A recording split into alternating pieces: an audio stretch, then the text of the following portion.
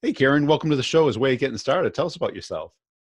Hi, Brian. Thank you very much for having me on again today. And look, it's a pleasure to be able to get this opportunity to speak with you guys. But yeah, I'll jump straight in and give you a bit of an introduction to myself. My name's Kieran O'Connor, CEO and co-founder of GrowStream. Now, give you a bit of a background on my sales career.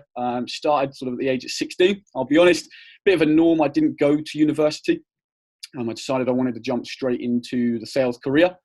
At the age of sort of 16, I decided to go into sort of insurance side of sales. So your car insurance, your breakdown, that side of things. Very much more of an inbound role, people calling in, and your job would be to upsell them, cross-sell them. So started on the sort of SDR role, sales development rep, and then quickly went into tech sales, so software as a service at the age of 18. Again, started off as a sales development rep. Yeah. So, again, still pretty young and still learning a lot of things. Quickly developed into, I guess you'd call a sales development guy, but more of a closer rather than the guy who's warming up the leads. Yep. At the age of just 18.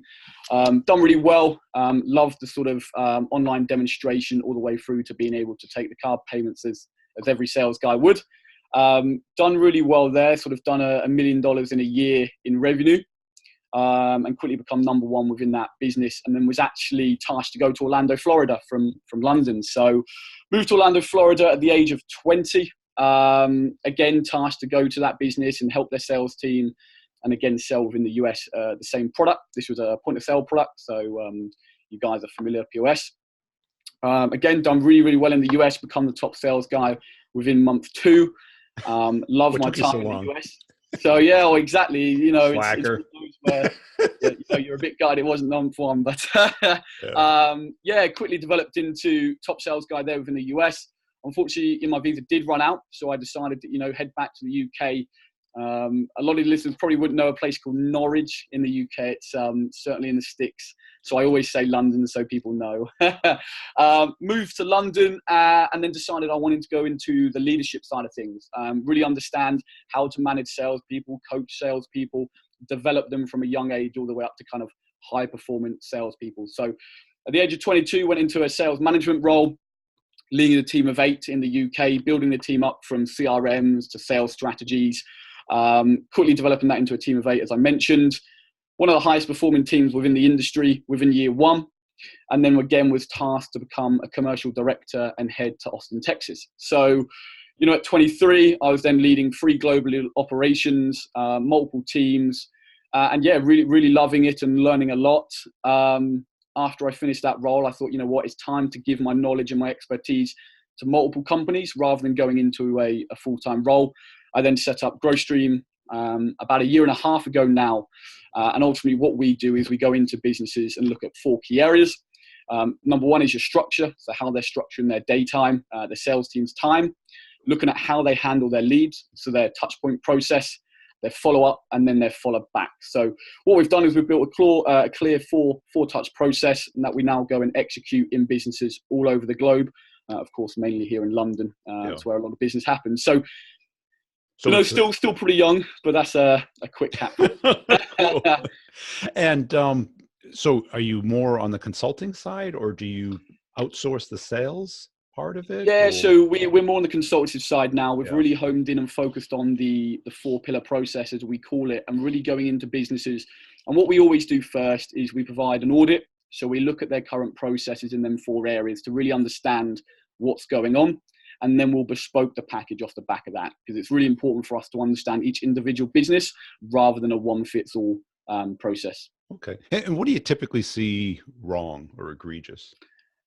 Yeah, I mean, it's a good question. I mean, there's a lot that you see. I think something that I'm really passionate about is self-development. It's a big problem within the sales arena, I find, that a lot of people expect the company to give them everything, and they don't want to go off and do it themselves. So something we find a lot is attitude. Certainly attitude is a big problem, both from internally and externally. So that's something we look to fix straight away. And then lead handling. You'd be very surprised at the amount of problems that we see when people just don't want to pick up the phone. They'll get an inbound lead and they'll try it once a week or twice a week and then kind of close it for unable to contact. Processes, no clear processes in place. And a big and a funny one you'll laugh at is lack of CRM automations. It's crazy. You've got Salesforce, HubSpot, all these great CRMs, but people don't seem to want to use them properly. You don't want to use them or don't have them, or? Well, they have, all of them seem to have them, they all but have them. they seem to use them for notes and calling. Yeah. And actually, you can use them for email templates, task management, Right. dashboard management, and it seems like they're very underused. And it amazes me considering how much they cost.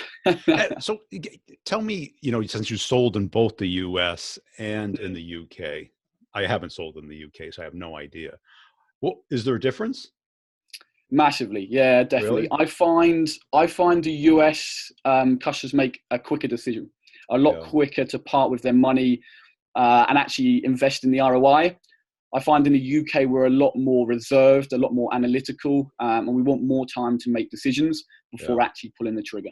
Yeah. And did you sell in the entire United States, or? Yeah, so we've done US and Canada. So it was really good fun. I'd have to say I prefer selling in the US than I do in the UK. Well, because I've sold pretty much all across the US and Canada, and I found it varied greatly. This Atlanta would be completely different than Texas, which would be completely different than Silicon Valley, which is completely different than Boston and New York. Boston and New York are somewhat similar. They just swear at you with different words. Absolutely. Yeah. But how about as far as like communication style, and how long does it take to warm them up? What do you talk to them about? Do you stick solely with facts and figures, or do you first establish rapport? Definitely. So, something that, I hear from yourself and many top sales guys, rapport and value is up there. I think I listened to a podcast from yourself a couple of weeks ago. I think hit the nail on the head.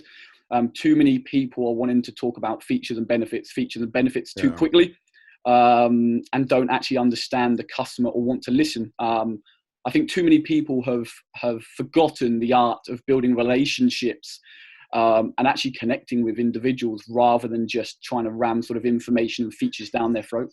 So it's a big problem. We even when we're looking at scripts, I've looked at a lot of scripts over the last year and a half in different individual companies, and you'd be shocked at the time where there's no room for rapport. It's just question, feature, benefit. Can I book an appointment? So, it's a big problem. Yeah, because if you just do that, you're really just a human commercial. Absolutely. You sound like you're a bit of a questionnaire. That's it. Yeah. Exactly. You might as well have that on a one pager on your website. And how about as far as money motivation? Because you probably deal with a lot of young salespeople. And, I was young once, so you'll have to refresh my memory. Because there's all kinds of reputations. Do you find any consistency, or is it just individual? No, I think the biggest problem I do find is people talk the talk but don't want to walk the walk. A lot of people are money motivated. I'm exactly in that era where I loved money, the typical, I want to buy my first Rolex. I want to do this by the age of this age, which is great. But what you quickly learn is there's no shortcut to achieve that. You've got to put in the hours, you've got to put in the self-development. I read 2 books a month to this day, watch multiple videos a day, podcasts a day. And I think too many people want to jump straight to the money. And they don't understand the investment before getting there. But I think there's still that young, hungry individuals about who want to make the money. I think the educational part is, we need to start to educate them individuals about the period of time that it can take. Of course, we can always shortcut that via self-development and getting to know the right people. But I still think there's a lot of people who just want the money. How about as far as being coachable and putting their ego aside? It's certainly tough in an industry. You know yourself as well, especially when you're going into businesses and looking at their processes, sales managers, sales directors. It is sometimes having that battle where they don't want someone to tell them they're wrong. But I think you have to approach it in a different way, that you're just an extended part of their team and you just want to help develop them. So, if I was talking to an individual, I'd be looking at their key goals. For example, you mentioned it could be money. and then working back and saying, great, so if we can increase your conversion rate or, you know, your close rate, then you're going to earn X amount more money to allow you to achieve it. So it's really about allowing them to know that you're beside them and not against them. Yeah. Okay. So we talked about not using or leveraging the CM for all that it can do. And instead of it looking at it like a journalist where the manager is just, looking at the dashboard and seeing what color you are at right now. Well, what else do you see egregious? Is it laziness? Is it faking it? Is it only working on the best stuff?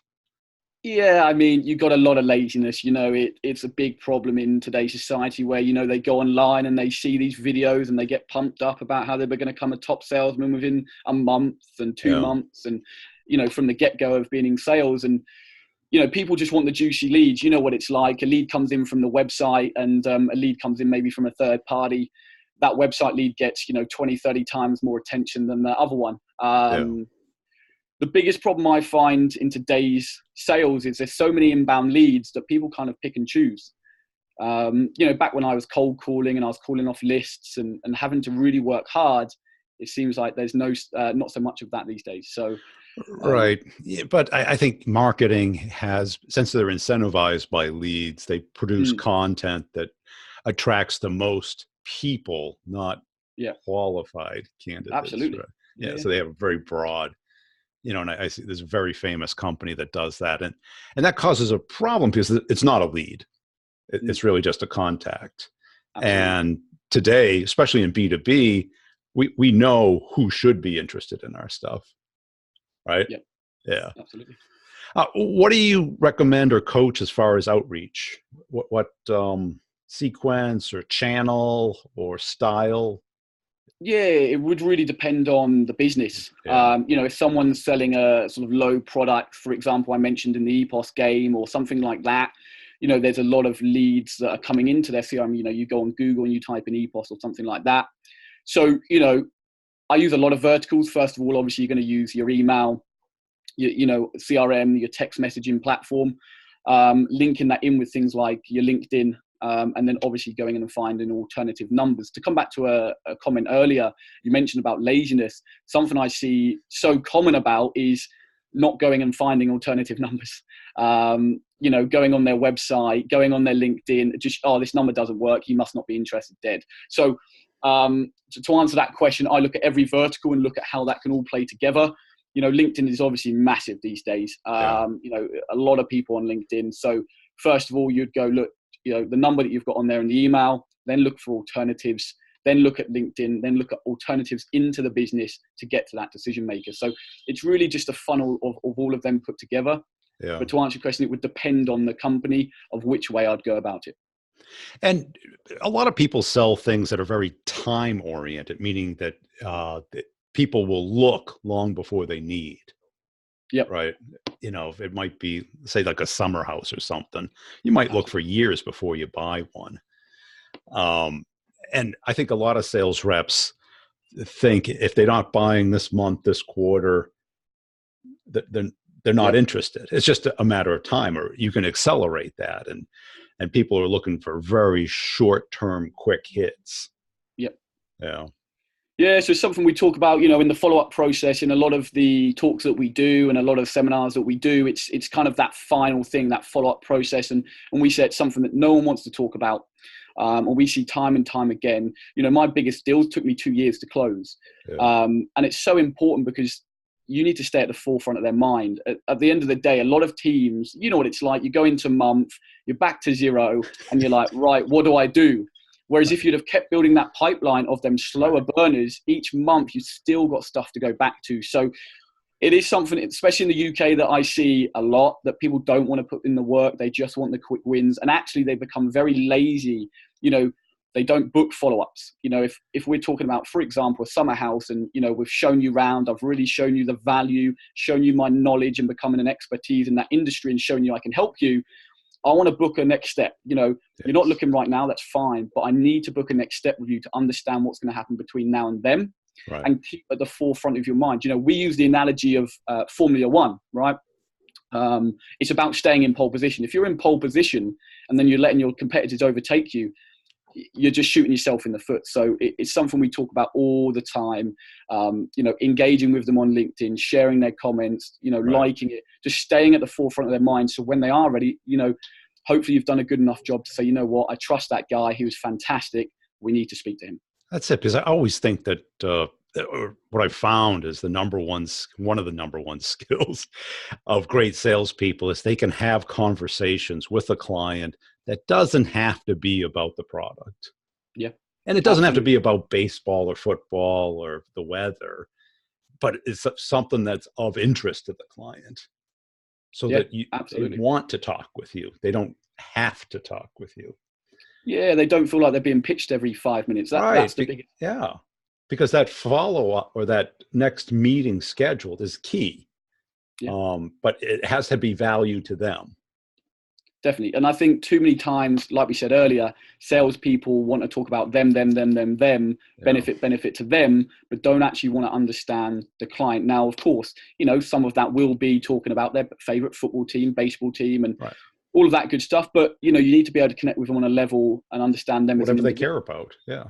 Exactly. Like, you've talked about, I think in before, their kids, their wife, what are they doing tonight? It could be simple things like that as well. But they want to call you back. They know when they see your number, what it's like. So that person's about to pitch. Yeah, it's not a cringe. It's right. It's like, oh yeah, not that guy. Yeah, right. It would be a nice 15-minute diversion.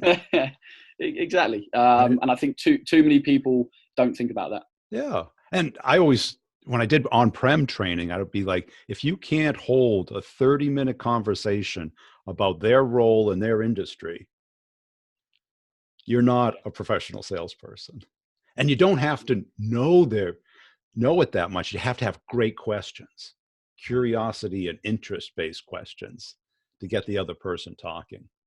No, absolutely. Right. And all the best salespeople I've had always could do that.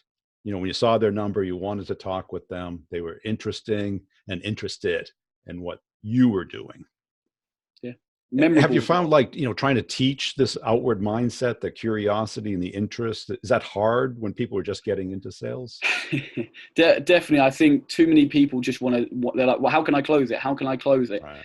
And you have to really rein them back and say, look, we absolutely, of course, want to win the deal, but there is a process in that. And like we said earlier, too many people want to jump past the process and just close the deal and earn the commission. And I think that's where a lot of people fall down. And as you've rightly said, the top sales guys understand that. They understand it's a process. And it's a marathon in sales. It's not a quick sprint. Of course, there will be quick wins in there when people need something quickly. But there's a lot of kickback, especially from youngsters, because they're not trained like that. They're trained to just go for the kill. You've seen the videos of the certain sales trainers, and you see people watching on their mobiles. They get pumped up about, like we said earlier, Ferraris and watches, and they're going to become this sales guru and ram things down people's throats. And they then bring that to the workplace, and then suddenly we're coaching them a different way and saying, "Whoa, hang on a second. Right, you're not a killer." Yeah. Right, exactly. But people want to think that they close their first deal and suddenly they think they're the best thing, and they're a killer, and it works for every customer is the same, and and it's not until they start to kind of their numbers go down and they realize actually we need to go back to basics here. And that's it, because that's it. They go on YouTube and they watch these people, but you got to understand, he wasn't selling, he was stealing. That's why he went to jail. So exactly that. He can't teach you how to sell. He can teach you how to steal, right? Anyone could lie, but that's not what we want to do. And most of us are not selling something in a one-call sale. It requires conversation, multiple conversations, time gaps for thinking about it, investigating and comparing it, and then a next step, show it, get the technical sale, get the business sale. And I think today there's a huge gap in that. Even the leaders don't understand that, because everyone's under pressure. And most CEOs just want sales to work. I don't know how you do it or what you do, but just do it. Yeah. No, absolutely. And I think you made a valid point there as well about too many people don't understand the knock-on effect of going for that quick deal. I've had customers who have bought multiple products from multiple companies that I've been at, because you still have that relationship. and they understand how you work and you understand how they work. So I think that's sometimes a lost art in today as well. Yeah. Now, why didn't you go into like the outsourced sales business? Well, yeah, I mean, we looked at it. I think, it's a tough game. A lot of people, especially in the UK, are outsourcing to Africa and places like that, Really? where, where you can hire someone sort of £300-400 a month. Whereas my ethos is I want my guys to be trained to the level that I know they're closing and they're providing my clients with an ROI. When you start to factor in the wages, especially of London and places like that, to get the right people, it becomes very hard to run it at a good level.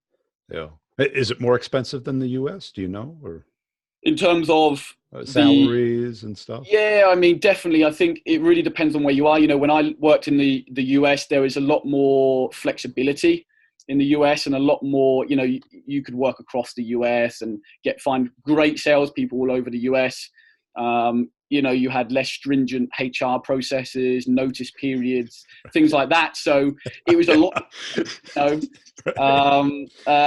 whereas here, you've got the HR, you've then got all of the wages, the salaries, then you've got the pensions and things like that. So, I really wanted to focus on, what I love and what I'm good at, and really, it's something that I've been bad at in the past, is not focusing. And sometimes I think it's important in a business to really focus on delivering value and actually understanding, you need to really consistently hone down on what you're good at. So I think that's why, we stayed clear of that.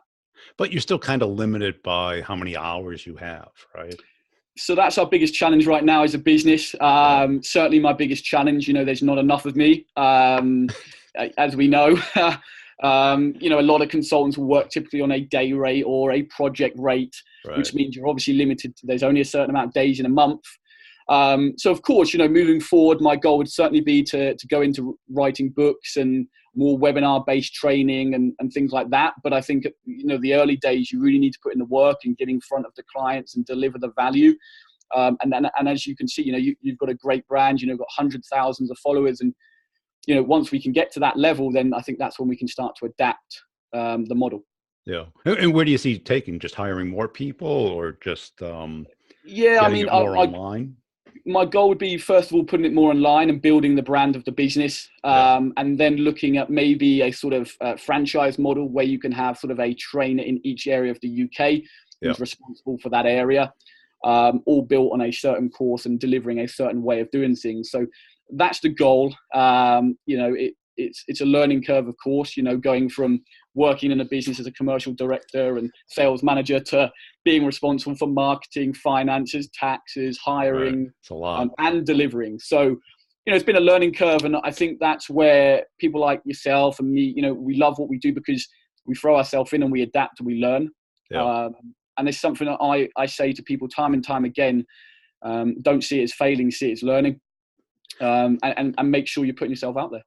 And what advice do you have, given that I'm sure you made a lot of mistakes, and to the people like who are just starting to get into sales? What would you say? Do this, just shut up and do it. Okay. Right. Yeah.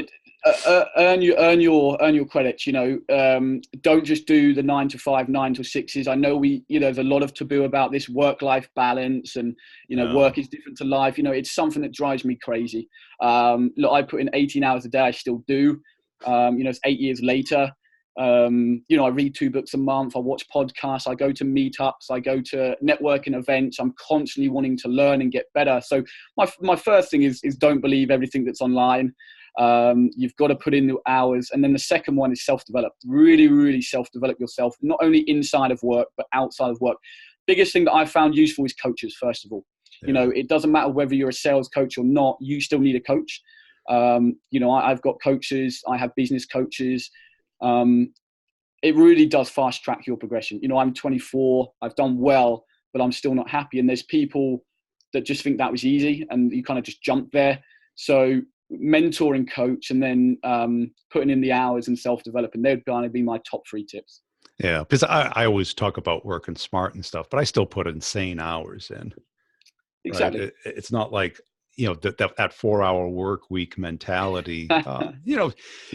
There's ways of doing that, but a career salesperson, because I have this kind of idea of what I call a salespreneur, is you may be an employee, but you got to think like an entrepreneur. Right. And I think giving people a base salary does them a disservice, because it gives them a sense of comfort that they shouldn't have.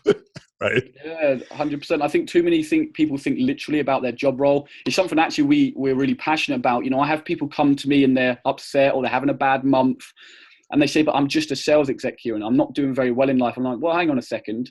You're actually your own business. Now, forget the whole, it's your personal brand, but actually you need to look at how many leads have you had this month and how much does that cost the business and how much have you made for the business? Are we in profit? Yeah. So we really do, teach a different mindset, both internally to the business and externally. And I think you hit the nail on the head there. Especially in London, the base salaries are rising and rising for sales guys. And it's just giving them that excuse not to do that final phone call, not to pick up the phone, not to do that email. So we're breeding laziness. Because when I say that to people, they say, well, then I would make less. No, you would make more, because the comp plan, any company would pay you more if they didn't have to pay you a base. Absolutely. Right. And what all the complaints I get from people are things outside of their control. Their manager, the overuse of the CRM, the mindless metrics versus smart metrics. And, can you change those? Probably not. You can whine about them, but that doesn't get you anywhere. You got to focus on what you have control over, which is your time, your prioritization, and how well you do things. Yeah, no, 100%. I think, you hit the nail on the head. It comes back to what I say about self-developing. Look at what you can control. Yeah. Are you doing 100%? And if you are, then absolutely have that moan and go to the managers and discuss the relevant problems. But you very, very rarely find that you're given it 100%. And once you start to audit yourself. What does that mean? Right. Yeah, I don't know what 100% means. It's like, could I have put in another 5 minutes? Probably. Right. Yeah, exactly. And I think a lot of people in sales, they read a book and they think they know something. Right. And you know it, but can you do it? Can you apply it? Find a book that fits your sale and turn it into your Quran, your Bible, your owner's manual, and study it over and over again until it becomes automatic. Yeah, I think, especially when reading, I suffer with dyslexia and, I struggle to read and write at a young age. And, sometimes I can read a book 3 times to get as much value as I can out of it. And something really, and I don't know what your opinion on this is, something that drives me crazy is I sit with a highlighter. Every time I read a book, I have a highlighter so I can go back and look at the key areas and key takeaways that I got from that book. There's so many people who say to me, and I've read X amount of books and X amount of books. I'm like, great. Can you explain to me what tips you need to execute? Right. They know what the book's about, but they don't, it's like one of my favorites is like 7 Habits of Highly Effective People. Yeah. I listen to it at least once a year, right? Because that reinforcement, and then you start to build, it becomes part of who you are. And I think when you're young, you count the number of books versus counting the skills and the innate habits that you've ingrained in yourself. And it's those things that are really going to level you up. Accountability. It comes down to accountability, being accountable for what you've learned from that book, right? We've all been there, right? It's that time of year where everyone makes their New Year's resolutions. They're going to do this, they're going to do that. And, you've got more experience than me, and yourself, you go into businesses and they say they're going to do this and this and this. Within a month, it's all falling apart. And it's the same thing with reading, I'm not the best reader, and I force myself to read and read and read and read and read, but make sure that I never put a book down without learning anything. Because you can always take one thing away from a book. Yeah, cool. Hey, where can people go to connect with you and learn more about you and your company? Yeah, absolutely. So LinkedIn is the best place, Kieran O'Connor. And then you've obviously got GrowStream, GROWTH, and then Stream, STREAM, all one word. We're also going to be at the Reading Business Show in the UK, Manchester, London, and Basingstoke in the next couple of months. So yeah, look out for them dates.